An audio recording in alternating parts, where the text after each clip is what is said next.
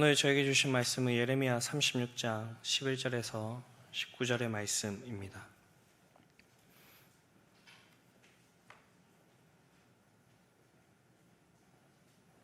예레미야 36장 11절에서 19절의 말씀입니다. 저의 여러분들이 한 절씩 교독하시겠습니다. 사반의 손자여 그말의 아들인 미가야가 그 책에 기록된 여호와의 말씀을 다 듣고 모든 고가 고서기가 엘리사와 마의 아들 달라야 악볼의 아들 엘레와 사반의 아들 그마랴와 하나냐의 아들 시드기야와 모든 고관이 거기에 앉아 있는지라.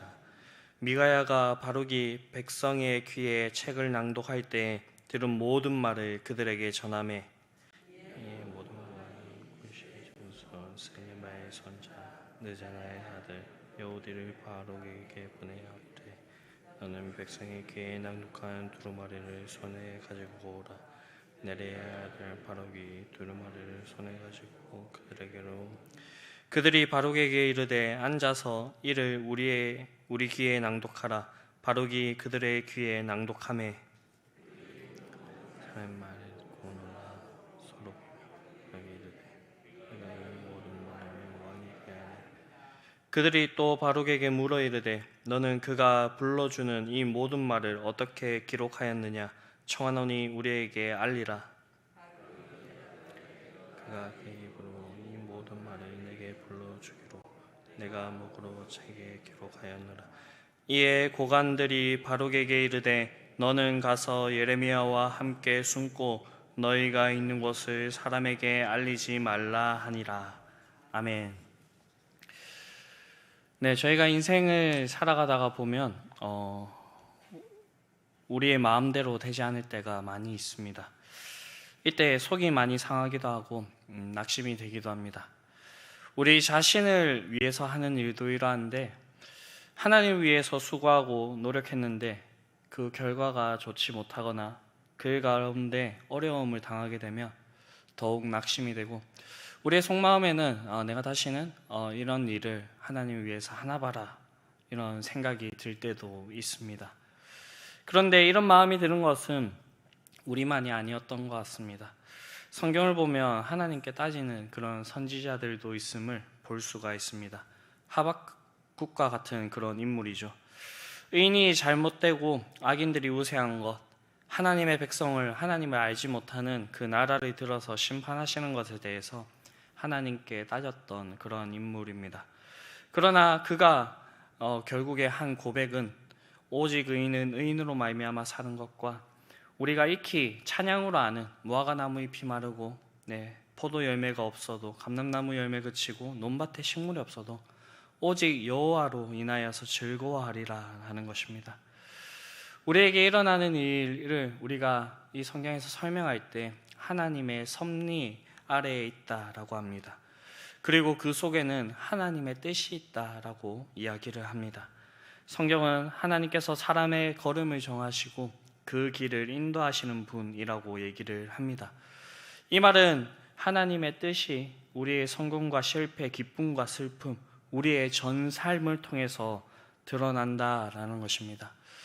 네, 이러한 과정 가운데 우리가 그 하나님의 섭리를 부조리하게 느끼고 이것이 너무 좋지 못하게 느끼는 것은 여전히 우리의 자아가 강하고 우리의 죄성이 우리 속에 남아있어서일 것입니다. 성경이 얘기하는 것은 하나님께서는 선하신 분이라는 것입니다. 하나님께서 선하시다는 것은 하나님께서 우리에게 주시는 그 길이 가장 좋은 길이라는 것입니다. 그러나 그 속에 담겨져 그것이 우리가 보기에는 생각하기에는 좋지 못한 그런 모습일 수도 있는데 그 속에 담겨져 있는 하나님의 뜻을 알게 된다고 한다면 우리는 정말로 하나님께서는 선하신 분이시고 우리에게 가장 좋은 길을 알려주신 분이라고 생각이 되면서 묵묵히 그 길을 걸어갈 수가 있습니다. 사도 바울이 그렇게 했습니다. 사도행전에 보게 되면 나의 달려갈 길과 주 예수께 받은 사명 곧 하나님의 은혜의 복음을 증언하는 일을 마치려 하면은 나의 생명을 조금 더 귀한 것으로 여기지 아니하노라 라고 하면서 하나님께서 자신에게 준 그 길을 묵묵히 걸어갔습니다. 또한 이런 과정을 겪고 있는 것이 오늘 본문에 나오고 있는 예레미야라고 할 수가 있습니다. 하나님께서 자기 민족을 향하여서 심판을 선포하게 하셨고 이것이 너무나도 하기 싫은 일이었음에도 불구하고 예레미야는 그 길을 걸어갑니다. 네, 예레미야가 처음부터 이랬던 것은 아닙니다. 네, 예레미야가 이 하나님의 말씀을 전하였을 때 이 예레미야에게 좋지 못한 일들이 있었습니다. 그때 예레미야는 여호와를 선포하지 아니하며 그의 이름으로 말하지 아니하리라 라고 이렇게 다짐을 했지만 하나님께서는 그의 마음에 이제 불붙는 듯한 견디지 못하는 그 마음을 주셔서 예레미야가 사명을 버리지 못하고 결국에는 하나님의 길을 가도록 그렇게 하였습니다. 어제 본문을 보면 하나님께서 예레미야에게 이제까지 예언을 두루마리 책에 기록하라라고 합니다. 그래서 예레미야는 바룩을 불러서 그 예언을 두루마리에 기록합니다. 하나님께서 예언의 말씀을 기록하라고 하신 이유는 예레미야가 자유롭게 이 복음의 말씀을, 이 심판의 말씀을 전하지 못하는 상황 가운데 있었기 때문입니다. 그런데 하나님께서는 유다왕 여호야김 4년에 예레미야에게 이제까지 예언을 두루마리 책에 기록하라고 그렇게 말씀하고 있습니다. 왜 그렇게 하라고 말씀하고 있는 것일까요? 그 답은 하나님께서 오래 참고 계신데 그 오래 참음의 때가 얼마 남지 않았다는 것을 보여주는 것입니다. 우리는 성경을 통해서 하나님을 알 수가 있습니다. 그 하나님의 속성 중에서 하나님께서는 우리에 대해서 오래 참으시는 분이라는 것입니다. 그런데 마냥 언제까지 참으시는 분은 아니십니다. 왜냐하면 하나님의 다른 속성 중에 하나가 공의이기 때문입니다. 하나님께서는 우리의 죄를 오래 참아주시지만 끝까지 마지막까지 그렇게 참으시는 분은 아니십니다. 그 오래 참으시는 그 이유 중에 하나는 아마 하나님께서 우리를 긍휼히 여기셔서 하나님께서 그동안 말씀을 주시고 우리가 하나님 곁으로 돌아오게 하려고 하는 그러한 의도가 담겨져 있을 것입니다.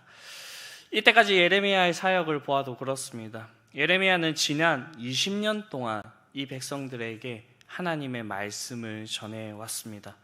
그런데 왕과 백성들이 이 말을 듣지 않습니다. 심지어 예레미야를 적대하고 예레미야와 비슷한 그런 하나님의 말씀을 선포하였던 그 사람을 죽이기까지 합니다. 바로 스마야의 아들 우리야였습니다. 그러니 하나님께서는 더 이상 이제 지켜보시지 않고 움직이기 시작하십니다. 예레미야가 끊임없이 예언하였던 것은 무엇이었습니까? 유다가 심판을 받아서 멸망할 것인데 그것이 북방의 적에 의해서 될 것이라는 것입니다. 그래서 하나님께서는 예레미야가 예언했던 북방의 적의 존재를 확실하게 드러내십니다. 이 당시 역사를 쭉 살펴보니까 여호야김 4년에 바벨론의 느부갓네살이 갈그미스라고 하는 그 지역에서 애굽 느고 왕의 군대를 크게 패퇴시킵니다. 당시 유다는 애굽의 봉신국가 비슷하게 이렇게 있었는데 여호야김의 왕위도 애굽 왕에서 이제 아부받아서 온 것이죠. 그런데 애굽은 바벨론과의 전쟁에서 지게 되면서 이제 그 지배권을 잃게 되는 그러한 모습을 보여줍니다. 그리고 이 전쟁 이후에 급격하게 쇠락하는 그 모습을 보여줍니다. 반대로 바벨론은 이 전쟁 이후에 그 힘을 아주 빠르고 강대하게 불려가는 것을 볼 수가 있습니다. 이렇게 하나님께서는 세계의 역사를 움직이셔서 예언하신 북방의 적의 존재를 확실하게 드러내셨습니다. 이 적의 존재가 확실하게 드러나는 것은 이제 하나님께서 오래 참음을 그치시고 예언하셨던 것처럼 심판의 날이 얼마 남지 않았다는 것을 보여주는 것입니다. 이 상황을 뒤집을 수 있는 것은 없습니다.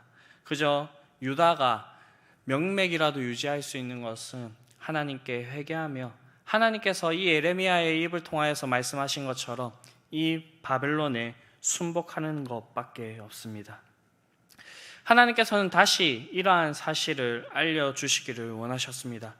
그래서 하나님께서는 강군되어 있는 예레미야를 대신해서 네리야의 아들 바룩을 불러 이 두루마리 책을 적게 하고 낭독하게 하셨습니다. 이 두루마리를 통해서 온 백성과 왕이 이제라도 하나님께서 이 백성들에게 주어주신 그 뜻이 무엇인지 알고 그리고 그때를 대비하라라고 그렇게 경고하고 싶으셨습니다. 그런데 이 두루마리 책이 3번에 대해서 낭독되게 되는데 이 3번 가운데서 하나님의 말씀을 이 유다 백성들이 끝까지 듣지 않는 그러한 모습을 보여줍니다.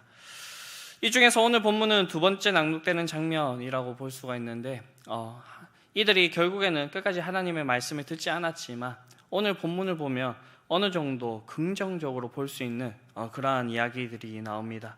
왜냐하면 이렇게 하나님의 말씀을 무시하고 듣지 않는 이 시기에도 하나님을 인정하고 경외하는 자들이 남아있다는 것을 볼 수가 있기 때문입니다. 그리고 하나님께서는 자신을 인정하고 하나님을 경외하는 자들을 보호하시는 것을 볼 수가 있습니다. 먼저는 네리야의 아들 바룩입니다. 지금 예레미야가 하나님의 말씀을 전하다가 감금되어 있고 그동안 예레미야가 어떤 수모와 수치를 겪었는지 이 바룩은 보고 알고 있습니다. 그럼에도 불구하고 예레미야가 불렀을 때 그 자리에 와서 예레미야의 예언을 받아 적습니다. 그리고 예레미야가 이 말씀을 백성들 앞에서 낭독하라라고 하였을 때 자신이 이 말씀을 낭독하다가 위험할 수도 있고 죽을 수도 있는 그 상황 가운데 있지만 그 말씀대로 그 두루마리 책을 백성들 앞에 낭독하게 됩니다. 다음으로는 그마랴의 아들인 미가야와 서기관 엘리사마, 들라야, 엘라단, 그마랴, 시드기와 그와 함께한 모든 고관들입니다. 이 말씀이 낭독될 때 하나님의 말씀에 대한 반응을 보였고 예레미야와 바룩을 보호하고 도와주려고 하는 그 모습을 오늘 본문을 통해서 알 수가 있습니다. 내일 말씀에 나오는 거지만 이와 반대로 하나님의 말씀이 선포됨에도 불구하고 그 말씀을 무시하고 오히려 하나님의 말씀을 전하는 자들을 핍박하는 사람도 있다라는 것입니다. 특히 하나님의 선한 통치를 보여줘야 하는 왕이 그렇게 하고 있음에 이제는 이 백성들이 더 이상 하나님의 심판을 피할 수가 없고 그 심판을 받아들이게 되는 그 결과를 맞이할 수밖에 없다라는 것입니다. 이 세상에는 하나님께서 2가지의 길을 이렇게 우리에게 알려주시고 있습니다. 하나는 하나님을 인정하는 길과 그렇지 않은 길입니다. 네, 이것은 오늘날 갑자기 이렇게 나온 개념이 아니라 성경의 첫 책인 창세기에부터 하나님께서 이 사실을 우리에게 알려주고 있습니다. 창세기의 별명은 계보의 책인데 하나님께서는 이 아담의 계보와 가인의 계보를 통하여서 우리에게는 2가지의 길이 있다라는 것을 알려주시고 그리고 우리가 어떠한 길을 선택하며 하나님을 섬기며 나아가야 될지 우리에게 알려주시는 것입니다. 이 세계의 역사를 보면 하나님께서 이제 자신을 인정하고 경외하는 백성들을 사용하여서 이 역사를 이끌어 가시는 것을 우리가 볼 수가 있고요. 그리고 이 역사가 흘러가는 그 상황들 가운데서 가만히 보면 하나님 말씀만이 바로 서고 그 말씀이 이루어지는 그 모습을 우리가 볼 수 있습니다. 하나님께서는 가슴은 아프지만 자신의 백성들에게 심판을 명하고 있습니다. 하나님께서 이렇게 심판을 명하시고 이렇게 안 좋은 얘기를 하시는 것, 그 속에 담겨져 있는 그 속뜻은 이 백성들이 다시 하나님께로 돌아오라라고 하는 그 의미가 담겨져 있습니다. 하나님께서는 20년 동안 이 예레미야를 통하여서 그렇게 말씀하셨고 하나님께서는 그 말씀을 멈추지 않으시고 다시 이 예레미야와 그리고 바룩을 통하여서 이 백성들에게 다시 말씀을 주어주고 있습니다. 하나님께서는 항상 우리에게 말씀으로 깨우쳐 주시고 말씀으로 우리와 함께 하길 원하시고 그리고 이 말씀을 깨닫고 순종하는 자들에게 하나님께서는 은혜를 베푸시고 복을 주시는 분이십니다. 오늘 이 말씀을 듣고 있는 사랑하는 성도님들은 인생의 길을 가는 동안에 올바른 선택을 하실 수 있게 되기를 간절히 바랍니다. 우리가 이 세상을 살아가다 보면 정말로 이 세상의 그 길과 그리고 그 생각대 우리의 생각대로 살아가는 것이 옳다고 느껴질 때도 있고 그것이 좋아 보일 때도 있습니다. 그러나 이 성경이 면면히 말하고 있는 것은 그러한 시제들이 결국에는 뒤집혀서 하나님께서 말씀하신 그대로 이루어진다는 것을 볼 수가 있습니다. 이 올바른 선택 가운데 가끔은 이 세상과 맞서는 선택이 될 수가 있습니다. 그리고 우리가 살아왔던 그 삶의 방식과는 전혀 다른 방식으로 살아가야 될 수도 있습니다. 무엇보다는 이 길을 갈 때에 우리에게 고난이 다가올 수가 있습니다. 그러나 이 길은 하나님께서 인정하시는 길이시고 하나님께서 함께 하시는 길이며 하나님의 복을 온전히 받을 수 있는 길입니다. 무엇보다도 이 길의 가운데에는 생명이 있고 하나님께서 우리에게 최후의 승리를 주어주시는 그 길입니다. 네, 오늘도 저희가 하나님께서 우리에게 주신 그 말씀을 들었는데 우리의 삶 가운데서 하나님을 의지하시고 하나님의 뜻대로 그렇게 살아가실 수 있는 여러분들이 될 수 있게 되기를 간절히 바랍니다. 그렇게 하여서 하나님의 뜻이 저와 여러분들을 통하여서 이 땅 가운데 알려지며 그리고 믿는 자들이 그것을 보고 함께 화합하며 이 어려운 시기에 더욱더 믿음으로 나아갈 수 있는 그런 저희 믿음의 사람들이 될 수 있게 되기를 간절히 바랍니다. 주기도문 하시겠습니다. 하늘에 계신 우리 아버지, 아버지의 이름을 거룩하게 하시며 아버지의 나라가 오게 하시며 아버지의 뜻이 하늘에서와 같이 땅에서도 이루어지게 하소서. 오늘 우리에게 일용할 양식을 주시고 우리가 우리에게 잘못한 사람을 용서하여 준 것 같이 우리 죄를 용서하여 주시고 우리를 시험에 빠지지 않게 하시고 악에서 구하소서.